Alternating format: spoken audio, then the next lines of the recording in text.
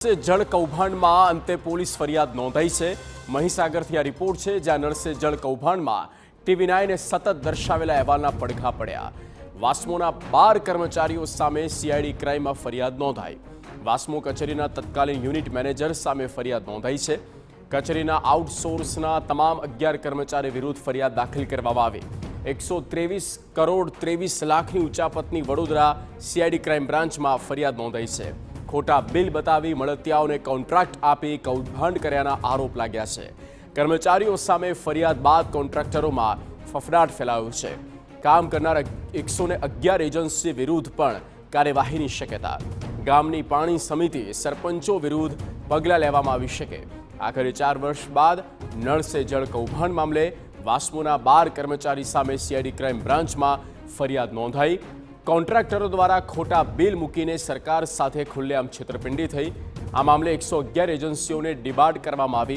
તમામ કર્મચારીઓને સસ્પેન્ડ કરાયા, પરંતુ અત્યાર સુધી કોન્ટ્રાક્ટરોને રિકવરી માટે માત્ર નોટિસ પાઠવીને સંતોષ માન્યો। પરંતુ TV9ના સતત અહેવાલને પગલે હવે આખી ઘટનામાં ફરિયાદ નોંધાઈ। મહીસાગર વાસ્મો યુનિટના મેનેજર ગિરીશ અંગોલા દ્વારા બરોડા CID ક્રાઇમ ખાતે ફરિયાદ નોંધવામાં આવી છે।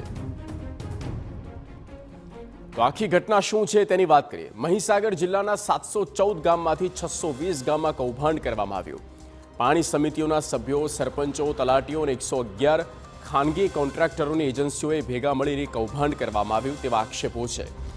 આરોપ છે કે અધિકારીઓએ પોતાના મળતિયાઓને લાભ કરાવવા કોન્ટ્રાક્ટ આપ્યા।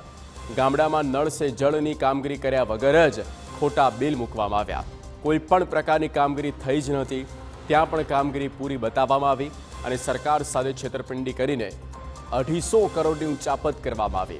જો કે આખા ઘટનામાં 110 કરોડ જેટલી રકમ વસૂલી હોવામાં આવી છે, પરંતુ રાજ્ય સરકારના 123 કરોડ હજુ પણ કૌભાંડીઓ દબાવીને બેઠા છે। એક તરફ નળ સે જળ યોજના માત્ર કાગળ પર દેખાઈ, તો બીજી તરફ મહીસાગરના અનેક ગામના લોકો હજુ પણ પાણી માટે વલખા મારે છે।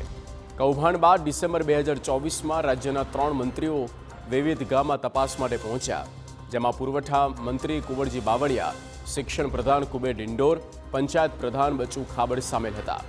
આરોપ છે કે ગામમાં પાણી આવતા હતા તેવા જ ગામની મુલાકાત લઈ આ મામલે ઢાંક પીછોડો કરવાનો પ્રયાસ કરાયો। હવે ફરિયાદ દાખલ થતાં આ મામલે વધુ ખુલાસા સામે આવ્યાની શક્યતાઓ છે। આ સાથે સરકારના પ્રવક્તા ઋષિકેશ પટેલનું પણ કહેવું છે કે આખા કૌભાંડ મામલે CID ક્રાઇમમાં તપાસ સોંપાઈ છે।